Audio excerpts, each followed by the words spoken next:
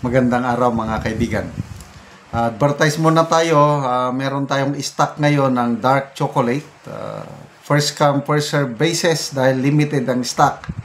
Dito kayo mag-order 0916-9000-997. Anywhere in the Philippines, pwede itong maipadala through LBC. Hindi ako ninegosyo nito. Umiinom lang araw-araw dahil napaka ganda ang benefit sa katawan ko. Gusto ko lang din matulungan ang mga farmers sa Bukidnon na nagtatanim ng kakao.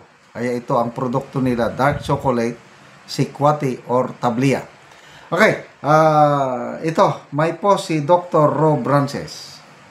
Sabi niya, George, rescue mission. This one needs your superpowers. Ito yung poso. John Vic Rimulya for President. Vince Dizon for Vice President. All the President's men. Word from within the walls of the palace is that the administration ticket for 2028 will be John Vic Rimulya and Vince Dizon. Wow naman! Ready na sila.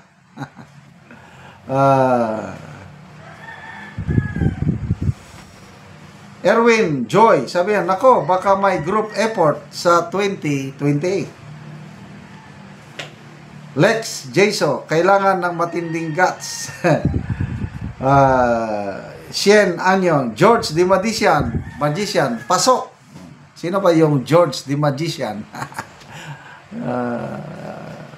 Bahala na kayo kung sino yung George na magpanalo dito sa tandem na ito.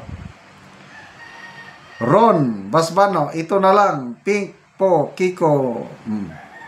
Ito naman din. Kalaban sa Pink is Po at saka Kiko. Anyway, mag-base tayo sa latest survey. John Vic Rimulya, ang kanyang rating isinama na rin 0.5%. Si dating Speaker Martin Romualdez, 0.8%. Yan po ang kanilang latest na ratings. So, wala na akong ibang makitang kandidato pa ng administration na po pwedeng panlaban nila except kay Senator Tulfo, Raffy Tulfo.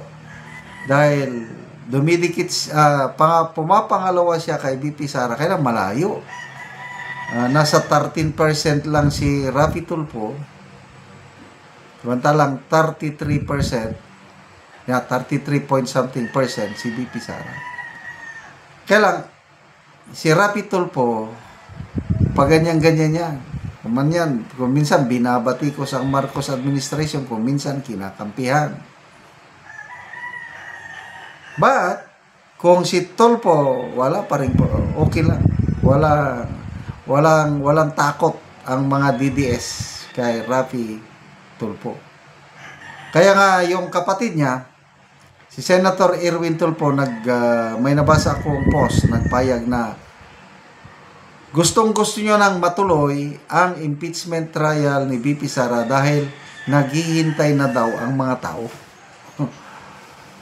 Oh yes, if you want bloodbath, why not? Tuloy. At talagang matutuloy ang impeachment. Nagpahayag na si VP Sara kanina, may official statement na hindi na siya na-sorpresa. Parang inuulit lang yung nangyari early this year, February, na yung pagpirma sa kanyang impeachment, may kapalit na pundo. So parang ganyan din ang nangyayari ngayon. Ginagamit itong 2026 budget para bargaining sa mga posibleng pipirma sa impeachment complaint laban kay VP Sara. At ako, nakikita ko na uusad talaga ang impeachment case ni VP Sara sa Kamara. Maraming mga kongresista na against kay VP Sara at pabor sa administrasyong ito. Kaya sigurado makakakuha ng sobra 1/3 vote ng mga kongresista laban kay VP Sara, kaya aakyat sa Senado ang impeachment. But then, depende na sa mga senador. So, palagi ko nang sinasabi na wala tayong kinakatakutan pagdating sa impeachment dahil nga maraming senador na handang tumulong kay BP Sara. Okay, so, yan na bang pinaka-the best? So far, wala na akong makita kundi kasi pumupurma si John B. Crimola, di ba? Ang ganda yung forma niya sa mga rally. Ganun. Parang Superman, superhero. Speaking of Vice President, nakita ko yung resulta ng WR numero. Ang nangunguna is si Senator Bongo.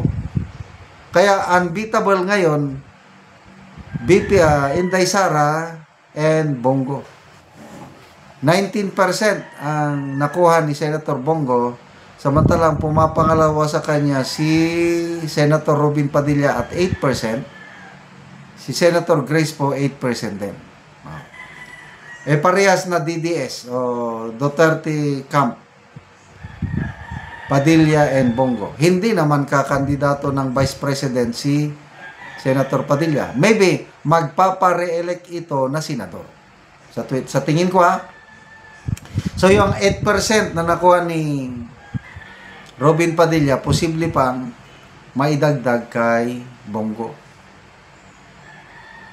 Kaya kahit ano pa, sa kakamping naman, si BP Leni malakas-lakas dahil naka 13% din. Kaya lang si Risa Hontiveros mababa, 2.4% ata o 2.47. 2.4%. So kung sa tingin ko parang ayaw nang tatakbo for national position si ex-BP Leni. Maliban lang kung makumbinsi nila.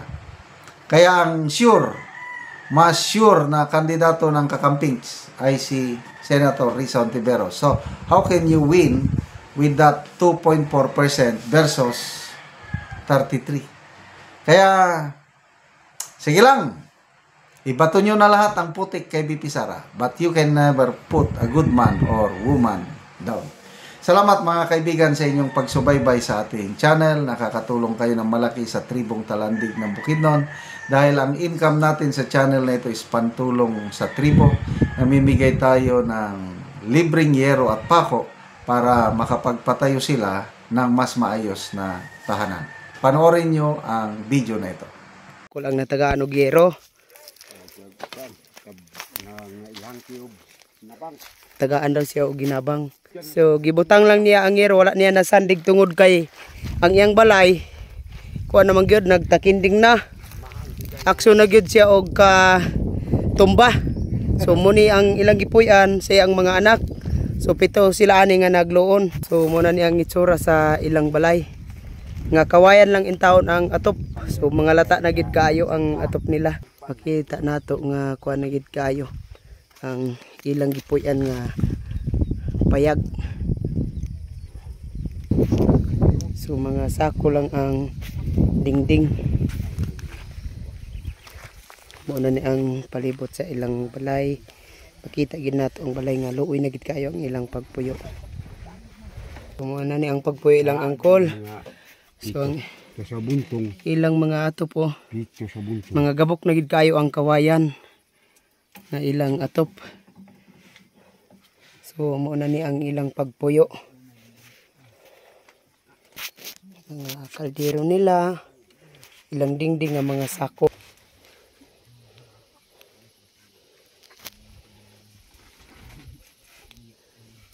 Pila na ni Col ka tuig imong balay? Kuan. Mga kuan ni. 8. 8 ka tuig na. Oo. So pila mo ani nga nagpuyo ining imong balay? Kuan. 7. 7 mo nga kuan lang ani nakigpuyo lang sa imong mga anak. So lisod gid kayo ang inyong pagpuyo. So unsa yung panginabuhian karon Col? Kuan. Ding mag-uuma. So mga mais lang binggala inyong pagkaon. mais dunggala. Kay naa naman mo diri nga lisod ng area ang inyong pagpuyo kay mga kawayan lang. Naka salamat sa Ginoo, naka hinabang kay Gido ko atop desing. Nagpasalamat si Uncle sa Ginoo sa nagatag daw sa hirong makatop na sila. Sige, Col, salamat.